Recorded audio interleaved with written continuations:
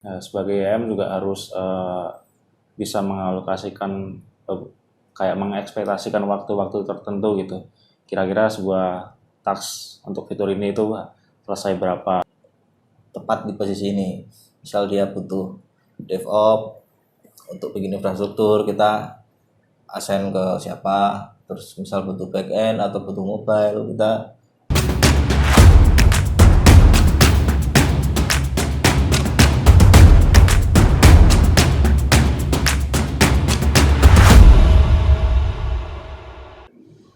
ya. Selamat datang di IM Room. Saya Musliuddin bersama teman saya. Saya Adi Nurika. Nah, dari kami akan menyampaikan sebuah materi yang berjudul Practical Advice for Delegating Effectively. mendelegasikan itu seperti kita men-assign sebuah task ke engineer ya. Ya, Berapa poinnya itu ada gunakan sasaran tim untuk memahami detail mana yang harus digali. Terus ada kumpulan informasi dari sistem atau dari apapun itu yang akan nanti kita gunakan untuk referensi untuk mendelegasikan orang. Terus ada menyesuaikan fokus yang ada di proyek tersebut. Terus ada juga tetapkan standar, sama yang terakhir itu memperlakukan informasi secara terbuka, baik dan buruk, dengan cara netral dan positif. nah, sebagai IM juga harus bisa mengalokasikan kayak mengekspektasikan waktu-waktu tertentu gitu. Kira-kira sebuah task untuk fitur ini itu selesai berapa hari atau berapa jam gitu. Jadi harapannya ketika ini selesai ya bisa ke task yang lain. Tapi kalau misalnya ini belum selesai berarti ada problem seperti yang disampaikan oleh Musli, dan itu harus didelegasikan ke orang lain mungkin yang lebih proper gitu. Ya, di kita kan juga udah ada kayak semacam aturan kalau misal kita nemuin blocker kan juga maksimal kita klik sendiri sejam. Terus kita bisa asking yang mungkin senior level atau mungkin ada tech fellow yang bisa bantu atau engineer lain yang mungkin lebih paham di hal itu. Jadi intinya balik lagi, kalau goal tidak tercapai ya berarti ada problem perlu kita address. Untuk poin pertama kayak itu. Nah, terus ini yang kedua kan kita mengumpulkan informasi sebelum kita ke orangnya yang kita mau delegasikan kan. Gimana? Kalau di kita gimana Pak Adi? Kalau di kita sih biasanya tuh misal konsepnya sebuah project SPB gitu. Nah, biasanya dari PM itu kan mengumpulkan nih informasi-informasi terkait requirement-nya tadi seperti yang di poin pertama. Nah, nanti setelah PM itu dapat kebutuhannya gimana, baru nanti kayak dikomunikasikan gitu ke mungkin tech lead atau EM, gunanya untuk kita tuh secara sistematik tuh mau dibuat seperti apa sih gitu. Jadi misalkan sebuah fitur login ini, nah atau mungkin register ya kebutuhannya itu apa aja gitu. Bisa aja cuma username password aja sama nama, bisa aja ada field yang lain gitu. Nah, itu dari tim engineering ya, khususnya EM atau tech lead ya, yang menentukan kebutuhan secara teknisnya itu. Dan mungkin lebih detailnya kayak skema database-nya itu seperti apa, terus teknologi yang mau digunakan untuk apa gitu. Itu di bagian requirement-nya. Kalau di bagian kita kan biasanya mereka dari misal tuh ya di awal dari ketika ada project masuk kan kita udah didesain kayak gini, desainnya kayak gini. Nah, dari ini kan nanti lari ke tim yang meja kita lah untuk assignment-nya, untuk delegasinya. Siapa yang mau ngerjain kan. Nah, berdasarkan dari informasi yang udah di-gather di awal itu, nah kita bisa nentuin nih orang siapa yang tepat di posisi ini. Misal dia butuh DevOps untuk bikin infrastruktur, kita assign ke siapa, terus misal butuh back end atau butuh mobile, kita pilihin orang-orangnya berdasarkan requirement yang dibutuhin. Soalnya kan dari sebuah aplikasi kan terkadang ada bahasa-bahasa yang berbeda-beda. Misal dari Android sendiri kan dia ada yang pakai Kotlin, ada yang pakai React Native, banyak lah, ada yang pakai Flutter juga. Itu kan nggak semua orang tuh familiar, walaupun jika kita assign pun pasti dia pelajari, tapi tergantung lagi nanti itu kebutuhannya cepat apa gimana, apa itu ya prioritinya lah, lebih ke prioritinya nanti.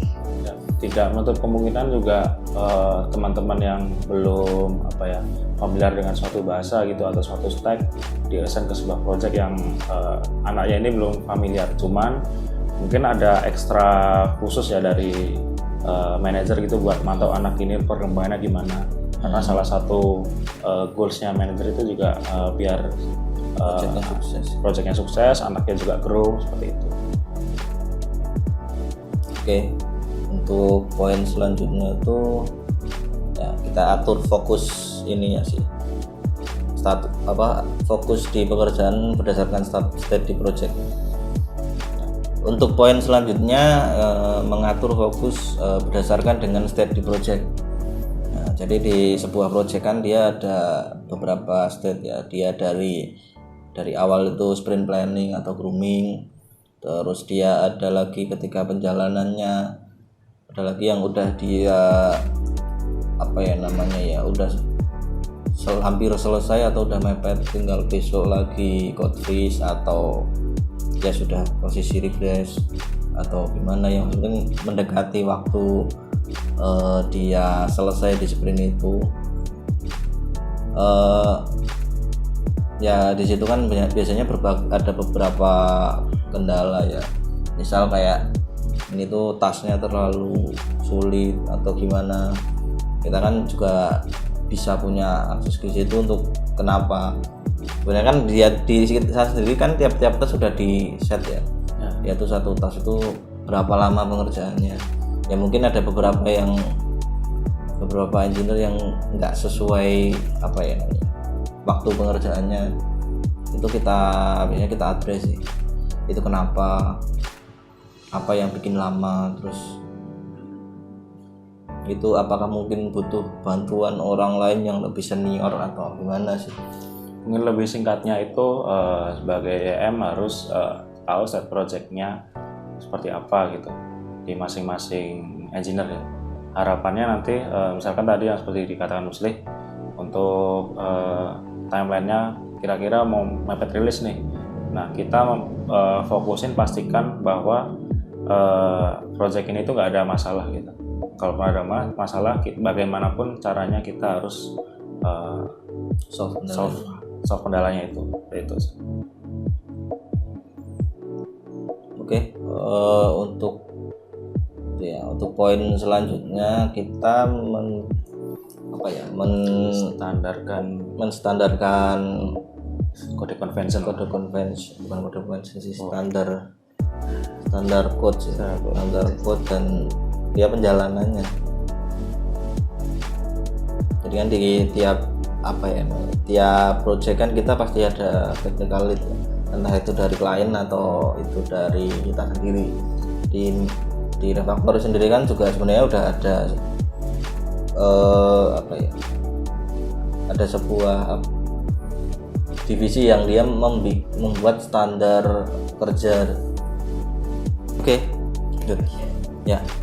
Poin selanjutnya paling kita membangun sebuah standar yang sebenarnya udah dirancang sama tim TechVelo. Jadi kita cuma bikin guideline-nya tapi dengan dasar yang sudah dirancang dari tim TechVelo tadi. Jadi gimana caranya kita menjalankan sebuah code, gimana code convention yang bagus. Ya lebih ke gimana caranya standar kerja dari engineer itu sudah biar bagus. Jadi kayak dari tim TechVelo sendiri kan sebenarnya dia udah merancang semuanya, kayak apa yang dia pingin tuh harus dia paham. Jadi nggak cuman copy paste atau dia cuman ngikutin yang existing. Jadi harus tahu apa yang dia tulis, dia juga harus sesuai dengan standar yang tiap project kan beda-beda. Ada standar yang udah ditentukan dari mereka. Jadi jangan sampai dia bikin standar sendiri di project orang gitu. Jadi ya sebenarnya ini kita di bagian di poin ini itu kita lebih ke establish rule ya, aja sih. memastikan rule-nya tetap jalan gitu.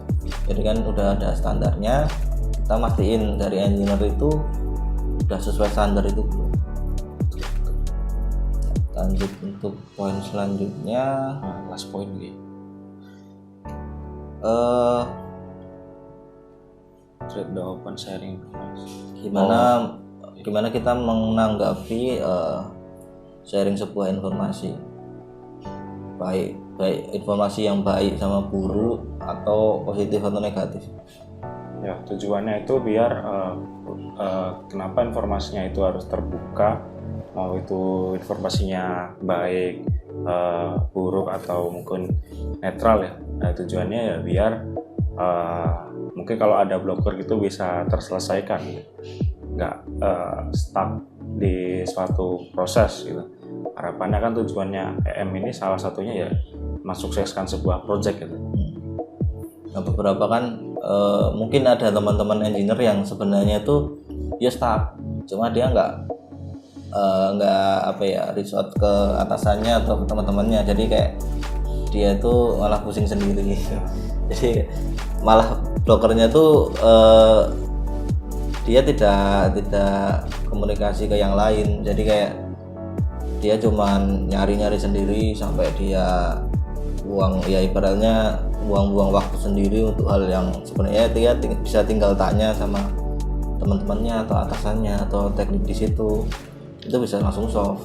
Ya harapannya kalau tanya kan mungkin kelebihan senior ya, itu bakal lebih cepat solve, karena yang senior ini jelas pengalamannya dia bisa lebih banyak gitu. Walaupun tidak menutup kemungkinan yang junior kadang ada tahu beberapa hal, cuman chance untuk dia tahu hal yang buat nge-solve blocker ini yang senior itu justru lebih paham. Ya, jadi kita selalu menyarankan untuk terbuka sih. Jadi kayak jangan nyimpen isu sendiri. Jadi kayak lebih bisa di-sharing. Jadi teman-teman yang lain juga bisa belajar juga. Ternyata ada case kayak gini atau ada kendala kayak gini. Misal di sebuah package ini tuh nggak bisa diimplement di sini. Jadi semuanya bisa tahu, satu tim bisa aware, nanti bisa dicarikan solusi secara bersama-sama. Dia juga bisa jadi grow juga. Jadi kayak selama dia nyari-nyari itu nggak ketemu, tanya tuh jadi langsung tanya seniornya, dia langsung dapat jawaban. Berarti kan dia dapat ilmu baru. Ya. Jadi kayak nggak ada ketertutupan gitu, nggak ada kesenjangan juga antar engineer itu. Dan yang senior pun juga ketika ngajarkan berarti dia juga kayak nge-recall ingatan dia tentang mungkin sebuah task yang mirip atau mungkin sama gitu. Jadi dia selain mengajarkan juga secara langsung juga belajar gitu. Ya. Jadi ya kembali lagi sebenarnya itu bukan masalah di engineer-nya, cuma gimana cara kita buat encourage mereka tuh biar komunikasi. Jadi apapun komunikasi. Sebenarnya itu dia tuh nggak bisa nyelesain tuh nggak apa-apa. Yang penting dia komunikasi. Betul. Itu poinnya sebenarnya. Oke, terima kasih teman-teman semua. Paling cukup sekian yang bisa kami sampaikan. Teman-teman juga bisa baca buku kalau teman-teman langganan O'Reilly. Nama bukunya The Manager Pad. Itu bisa dilihat sendiri. See you next episode. See you on the next episode. Okay.